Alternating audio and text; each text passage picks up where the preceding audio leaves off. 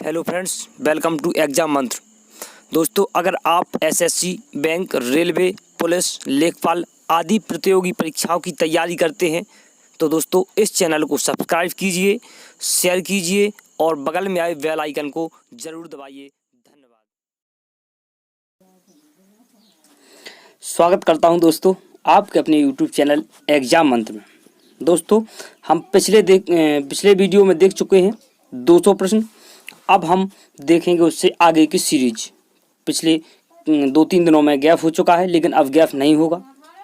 ये हमारी 1000 प्लस क्वेश्चनों की सीरीज है। तो दोस्तों, देर ना करते हुए हम देखते हैं हमारी सीरीज का आज का पहला प्रश्न 201 नंबर का। पहला प्रश्न क्या है कि द्रव्यमान ऊर्जा संबंध किसका निष्कर्ष है। द्रव्यमान ऊर्जा का जो संबंध है किसका निष्कर्ष है। एसएससी 2005 में पूछा गया क्वेश्चन है दोस्तों। तो आपको बता दें कि सापेक्षता का जो विशिष्ट सिद्धांत होता है वो क्या है, द्रव्यमान ऊर्जा का संबंध का निष्कर्ष है। ठीक है, सापेक्षता का सिद्धांत क्या है, द्रव्यमान ऊर्जा का संबंध। अगला प्रश्न है हमारा दोस्तों, हमारा 202 नंबर का प्रश्न है। डायोड वह प्रयुक्ति है जो धारा को एक दिशा में प्रवाहित होने देती है, दोनों दिशाओं में प्रवाहित होने देती है, या किसी भी दिशा में प्रवाहित होने नहीं देती, या उपयुक्त में से कोई नहीं। आरआरबी 2003 में पूछा गया क्वेश्चन है। तो आपको बता दें कि जो डायोड है वह धारा को एक दिशा में प्रवाहित होने देती है। ठीक है दोस्तों, तो ये इसका सही आंसर हो जाएगा। डायोड वह प्रयुक्ति है जो धारा को एक दिशा में प्रवाहित होने देती है। अगला प्रश्न है हमारा दोस्तों, हमारा 203 नंबर का प्रश्न है। रडार का उपयोग किसके लिए किया जाता है। तो रडार का जो उपयोग है दोस्तों वो किया जाता है जहाज़ों, वायुयानों आदि को ढूंढना एवं मार्ग निर्देश करने के लिए। तो 20 का क्या हो जाएगा, सही आंसर हो जाएगा। ठीक है दोस्तों, तो रडार का उपयोग किसके लिए किया जाता है, जहाज़ों, वायुयान आदि को ढूंढने के लिए एवं मार्ग निर्देश करने के लिए किया जाता है। अगला प्रश्न देखते हैं हम। अगला प्रश्न है हमारा, त्रिविमीय चित्र में निम्न में से किसके द्वारा लिया जाता है त्रिविमीय चित्र।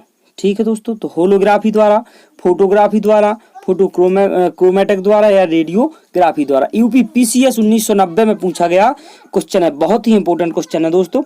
तो आपको बता दें कि जो त्रिविमीय चित्र है वो होलोग्राफी द्वारा लिया जाता है। तो ये इसका सही आंसर हो जाएगा। तो त्रिविमीय अर्थात 3D चित्र किससे लिया जाता है, होलोग्राफी द्वारा। अगला प्रश्न है हमारा दोस्तों, ब्रह्मांड प्रसारित हो रहा है, यह प्रमाण सर्वप्रथम किसने दिया था। ब्रह्मांड प्रसारित हो रहा है अर्थात विस्तार कर रहा है, यह जो प्रमाण है सर्वप्रथम किसने दिया था। तो आपको बता दें कि हब्बल महोदय ने कहा था कि जो ब्रह्मांड है वो क्या है, विस्तार कर रहा है। तो 20 का क्या हो जाएगा सही आंसर, एडविन हब्बल इसका सही आंसर हो जाएगा। अब अगला प्रश्न है हमारा, ग्रहों की गति का नियम किसने प्रतिपादित किया था। तो ग्रहों की गति का जो नियम है वो किसने दिए थे, केपलर ने दिए थे। ठीक है दोस्तों, ग्रहों की गति के नियम किसने दिए थे, केपलर ने दिए थे। तो 20 इसका सही आंसर हो जाएगा। अगला प्रश्न है दोस्तों हमारा, पृथ्वी तथा अन्य ग्रह सूर्य के चारों ओर चक्कर लगाते हैं। ठीक है, यह सबसे पहले किसने प्रमाणित किया था। तो आपको बता दें कि पृथ्वी तथा अन्य ग्रह सूर्य के चारों ओर चक्कर लगाते हैं, यह सर्वप्रथम कोपरनिकस ने बताया था। तो सी इसका सही आंसर हो जाएगा। क्या हो जाएगा, कोपरनिकस ने बताया था कि पृथ्वी और सभी ग्रह सूर्य के चारों ओर चक्कर लगाते हैं। अगला प्रश्न है, ब्रह्मांड में सबसे अधिक मात्रा में कौन सा तत्व पाया जाता है। सभी लोगों को इसका आंसर आ गया होगा। तो दोस्तों, ब्रह्मांड में सबसे ज्यादा मात्रा में हाइड्रोजन पाया जाता है। तो ए इज द करेक्ट आंसर। अगला प्रश्न है हमारा, तारों व सूर्य की ऊर्जा का स्रोत है। तारों व सूर्य की ऊर्जा का स्रोत क्या है। तो बहुत ही सिंपल क्वेश्चन है दोस्तों और बहुत ही प्यारा क्वेश्चन है। तो इसका जो आंसर हो जाएगा वो क्या हो जाएगा, नाभिकीय संलयन अर्थात A is the correct answer. तारों व सूर्य की ऊर्जा का जो मुख्य स्रोत है वो है नाभिकीय संलयन। अगला प्रश्न है हमारा, तारों व आकाशगंगा का व्यास मापने के लिए प्रयुक्त उपकरण क्या है। जो तारे हैं और जो आकाशगंगा है, अगर इसका हमें व्यास मापना है तो इसके लिए कौन सा उपकरण है। तो दोस्तों, इसके लिए इंटरफेरोमीटर अर्थात D is the correct answer. Interferometer से हम तारों व आकाशगंगा का जो व्यास है वो हम मापते हैं।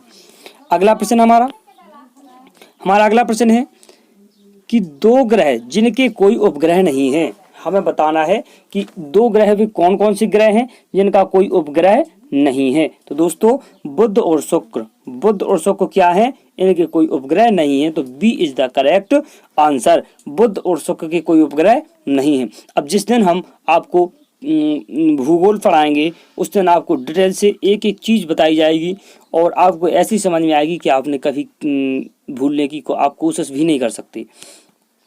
अगला प्रश्न है हमारा, निम्नलिखित में से किस ग्रह के सबसे अधिक उपग्रह हैं। ठीक है दोस्तों, तो आपका जो क्वेश्चन है तो किस ग्रह के, बृहस्पति के सबसे ज्यादा क्या है उपग्रह हैं। यूपी देखो कब पूछा गया, इस 2016 में क्वेश्चन पूछा गया, सबऑर्डिनेट में पूछा गया है। अगला प्रश्न है हमारा, निम्न में से किस ग्रह को भोर का तारा या सांझ का तारा कहा जाता है। तो दोस्तों इसका आंसर लगभग सभी को आ गया होगा। शुक्र ग्रह को शुक्र ग्रह को भोर का तारा या मॉर्निंग स्टार या सांझ का तारा कहा जाता है। तो B is the correct answer, शुक्र ग्रह। यूपी पीसीएस में पूछा गया प्रश्न है। अगला प्रश्न है 214 नंबर का प्रश्न है, कौन सा ग्रह सूर्य के चारों ओर 88 दिन में चक्कर लगाता है। इसमें तो पूरे भूगोल के ही क्वेश्चन आ गए दोस्तों। तो दोस्तों इस हमारी साइंस अर्थात फिजिक्स से जुड़े हुए क्वेश्चन हैं और भूगोल के तो क्वेश्चन है ही। तो कौन सा ग्रह सूर्य के चारों ओर 88 दिन में चक्कर लगाता है, तो आपको बता दें कि बुध जो सबसे निकट है वो क्या है, 88 दिन में चक्कर लगाता है, किसका, सूर्य का। ठीक है दोस्तों, ए इज द करेक्ट आंसर। अगला प्रश्न हमारा, निम्नलिखित में से किस ग्रह का घनत्व पानी से कम है, पानी में डाल देने पर वह तैरने लगता है। तो कौन सा ऐसा ग्रह है जिसका घनत्व सबसे कम है। आप जानते हैं कि जिसका घनत्व कम हो वो चीज क्या है, पानी में तैरने लगती है। तो दोस्तों शनि ग्रह का जो घनत्व है वो सबसे क्या है, कम है, अर्थात अगर उसे पानी में डालेंगे तो तैरने लगेगा। अगला प्रश्न है, बहुत ही इंपॉर्टेंट क्वेश्चन है, बिहार पॉलिटेक्निक 2007 और एनडीए 2011 में पूछा गया है। क्या है कि सूर्य की सतह का तापमान होता है। सूर्य की सतह का तापमान कितना होता है, सूर्य की जो सतह का तापमान होता है वो होता है 5800 डिग्री सेल्सियस, अर्थात A is the correct answer.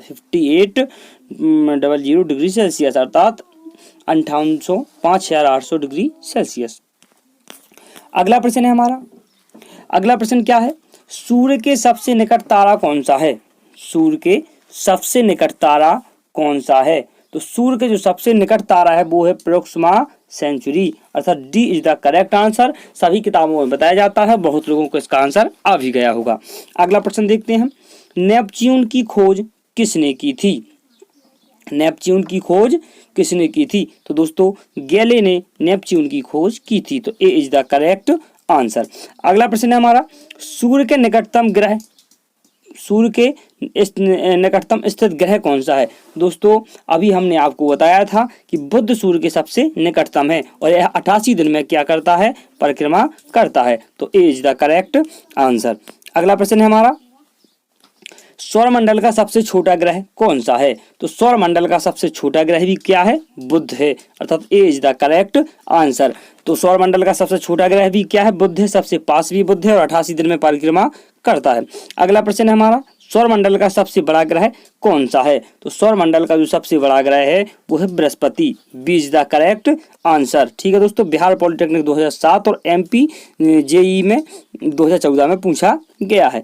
दोस्तों बी इज द सही आंसर। ठीक है, अब देखेंगे अगला प्रश्न। अगला प्रश्न क्या है हमारा, निम्नलिखित में से कौन सा एक तारा पृथ्वी के सर्वाधिक समीप है। अब हमें बतावे सूर्य के सर्वाधिक समीप तारा कौन था, प्रोक्सिमा सेंचुरी। अब हमें बताना है कि पृथ्वी के सर्वाधिक निकट तारा कौन सा है। तो हमारा जो सूर्य है वो क्या है, पृथ्वी के सबसे नजदीक तारा है। ठीक है दोस्तों, सूर्य क्या है, एक तारा है और वही पृथ्वी के सबसे नजदीक है। अगला प्रश्न है, सौर परिवार में क्षुद्र ग्रह पट्टी एक ऐसा क्षेत्र है जो इनकी कक्षाओं के बीच में विद्यमान है। सौर परिवार में क्षुद्र ग्रह पट्टी एक ऐसा क्षेत्र है जो इनकी कक्षाओं के बीच में, किनकी कक्षाओं के बीच में है क्षुद्र ग्रह पट्टी। तो आपको बता दें कि मंगल ग्रह और बृहस्पति ग्रह के बीच में एक ऐसा क्षेत्र है जिसे क्या है, क्षुद्र ग्रह पट्टी कहा जाता है। ठीक है, मंगल और बृहस्पति जो 2 ग्रह हैं, इनके बीच में जो मैदान है उसे क्या है, क्षुद्र ग्रह पट्टी कहा जाता है। अगला प्रश्न है हमारा, हेली का धूमकेतु सूर्य की परिक्रमा करता है। हेली का धूमकेतु सूर्य की परिक्रमा करता है कितने दिनों में? तो जो हेली का धूमकेतु है वो 76 वर्षों में सूर्य की परिक्रमा करता है। कितने वर्षों में? 76 वर्षों में सूर्य की परिक्रमा करता है। तो D is the correct answer. अगला प्रश्न है हमारा, मनुष्य ने पहली बार किस वर्ष चांद पर कदम रखा? तो बहुत लोग इसका सही आंसर देंगे। तो मनुष्य ने पहली बार 1969 में पहली बार चांद पर कदम रखा। सी इसका सही आंसर हो जाएगा। अगला प्रश्न है हमारा, अंतरिक्ष यात्री को आकाश का रंग दिखाई देता है। तो दोस्तों अंतरिक्ष यात्री को आकाश का जो रंग है वो काला दिखाई देता है। इसका डी आंसर सही हो जाएगा। तो अंतरिक्ष यात्री को आकाश का रंग काला दिखाई देता है। अगला प्रश्न है, लाल ग्रह या रेड प्लेनेट के नाम से क्या जाना जाता है? कौन से ग्रह को लाल ग्रह कहा जाता है? तो लाल ग्रह कहा जाता है हमारे मंगल को।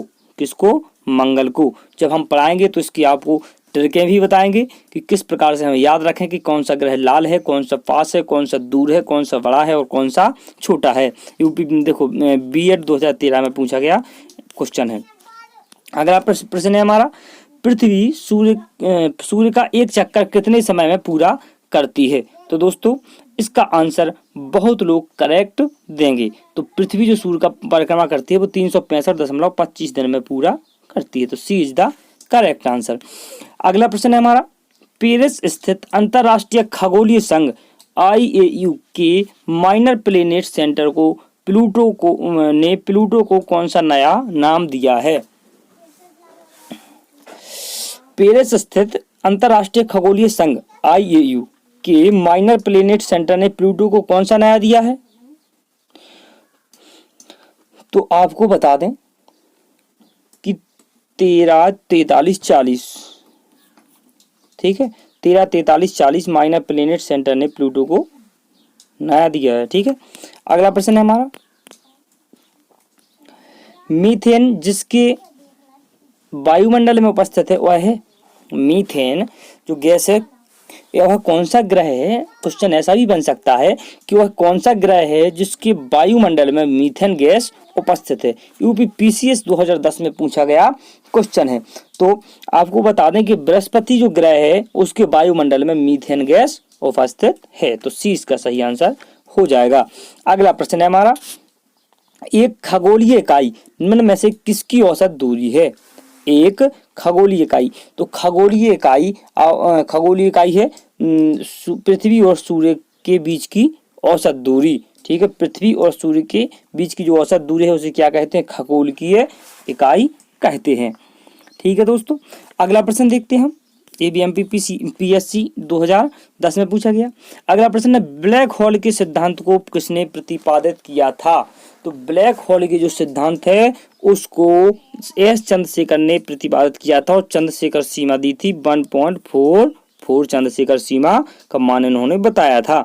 तो ब्लैक होल के सिद्धांत को किसने प्रतिपादित किया था? S चंद्रशेखर ने। यूपी PCS 2011 और 2015 में पूछा गया क्वेश्चन है। अगला प्रश्न है, आकाशीय पिंडों का अध्ययन करने वाले भौतिक विज्ञान की शाखा को क्या कहते हैं? आकाशीय पिंडों का अध्ययन करने वाले भौतिक विज्ञान की शाखा को क्या कहते हैं? एस्ट्रोफिजिक्स। क्या कहते हैं? जो ये चीज आकाशीय पिंडों का भी हम अध्ययन कर रहे हैं तो इसको हम क्या कहेंगे? एस्ट्रोफिजिक्स, अर्थात A is the correct answer. तो अगला प्रश्न है हमारा, कॉस्मिक किरणों की खोज किसने की? कॉस्मिक किरणों की खोज किसने की? तो कॉस्मिक किरणों की खोज है वो किसने की थी? विक्टर हैस ने। किसने की थी? विक्टर हैस ने। तो B is the correct answer. अगला प्रश्न है, रडार के आविष्कारक थे। रडार के आविष्कारक कौन थे? SSC 2000 और BPSC 2008 में पूछा गया क्वेश्चन है। तो आपको बता दें कि जो रडार की जो आविष्कारक है वो है रॉबर्ट वाटसन, अर्थात D is the correct answer. अगला प्रश्न है हमारा, गुरुत्वाकर्षण नियमों के आविष्कारक कौन है? गुरुत्वाकर्षण नियमों के आविष्कारक कौन है? तो गुरुत्वाकर्षण गुरुत्वाकर्षण नियमों के जो आविष्कारक हैं वो है न्यूटन। न्यूटन का गुरुत्वाकर्षण नियम आपने पढ़ा होगा कक्षा 10 में। B is the correct answer. RRB 2003 और एमपीपीएससी 2011 में पूछा गया क्वेश्चन। नोबेल पुरस्कार अल्फ्रेड नोबेल के नाम पर शुरू हुआ जिन्होंने खोज की थी।